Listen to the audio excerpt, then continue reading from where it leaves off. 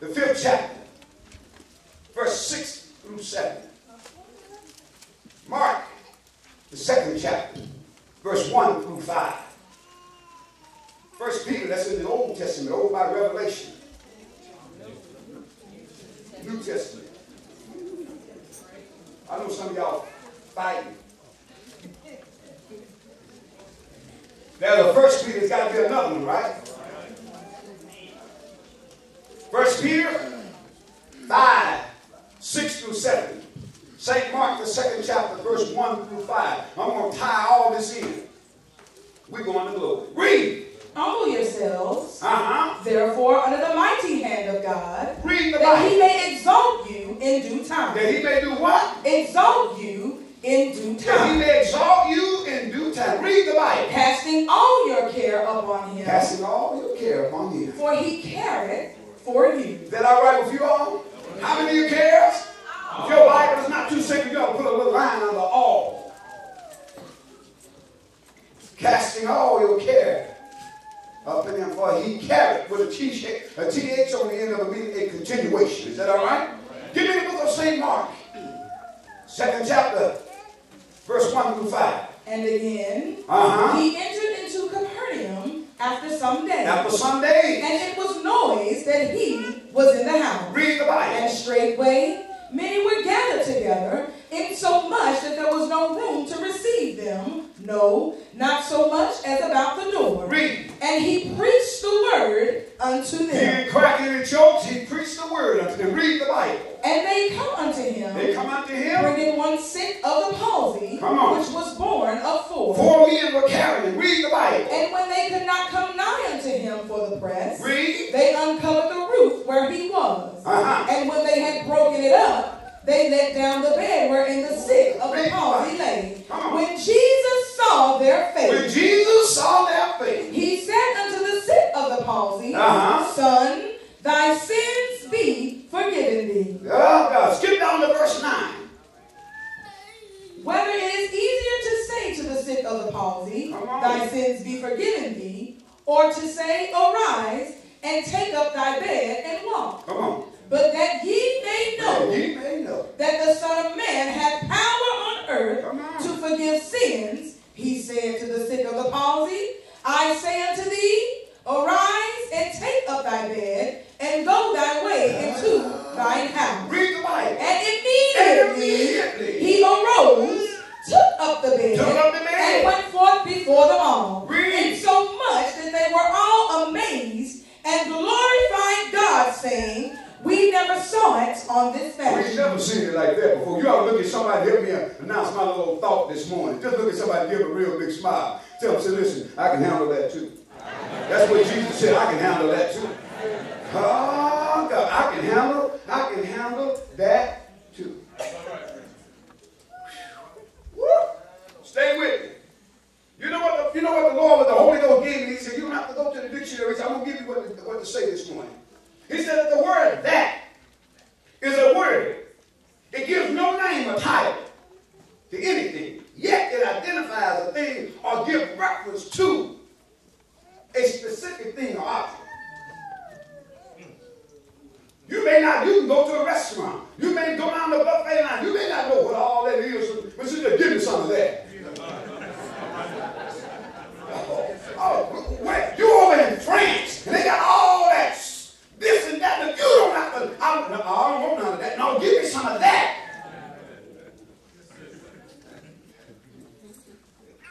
See, it doesn't have to give a name, but it identifies or refers to a specific thing. Yes, sir. You don't believe what I'm saying? If you will, move that over there, please.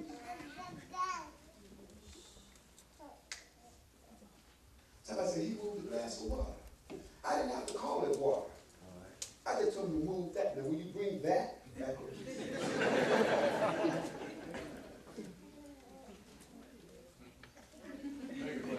So what is the Lord trying to tell us? I can handle the same power that saves you.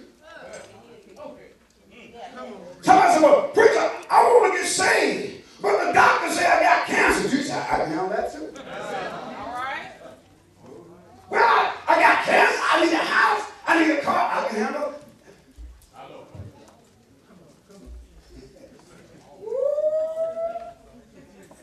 can handle that too. See, you have to understand something. When you come to God, casting all of your cares upon him, don't be specific. See, we don't have to go to God and say, my Father,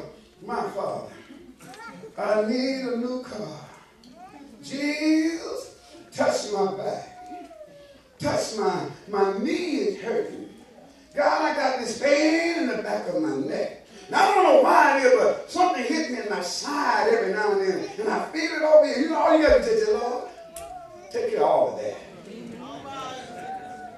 In Jesus' name. Sometimes people come to the prayer and they say, Pastor, this and that, and the doctor said this, and I got high blood pressure. Now, he can handle all. You don't have to get in the prayer line for every specific thing one at a time. Just tell God, God, handle that. These old Pharisees, church folk. You know, some of the biggest people you're going to have a problem with is church folk. People that say they know God. People that talk. Those are some of the hardest folk to deal with. Do you not know sinners can come in off the street, hear the word of God, believe the word of God, and get healed? And you got folk been set up in the church forever, but they want to tell God how he's supposed to do it. But God recognized childlike faith. There were some men, had a friend that was sick and had palsy. They heard about Jesus. The Bible says, so then faith cometh by hearing, and hearing by the word of God. But how can you hear without a preacher? They heard about Jesus. And what they did, they took their friend that had the palsy, they put him on a cot because he could not walk. His body, his muscles and things was all messed up. And he was sometimes causing people to tremor and shake. This man had palsy, but his friend didn't want to see him like that. So they said, we're going to take him to Jesus. We're taking him to get healed. But that's the problem now, that we got too many people want to be healed, want to be delivered, but don't want to live right. When they came to Jesus, they tore a hole in the man's roof and let him down. And when Jesus saw their faith, when he saw the faith of the men that were carrying him, he said unto them, he said to the man that had the palsy, thy sins be forgiven me. And they said, you know what? We didn't bring him here to get his sins forgiven. We brought him to get healed. That's like some folk come to church. They want God to do something for them, but they don't want to do nothing for God. Amen. They want God to deliver them, but they don't want to live right. And when the Bible said, and there were some Pharisees standing over there and said, listen to that blasphemy. And there's something that when you can preach folk already dissecting your message and breaking you down and all that. I don't agree with that. That's when you don't get together. And a preacher got to be bold enough and bad enough. Oh, God. Bold enough and bad enough. That when people don't like him, he still preach on his head.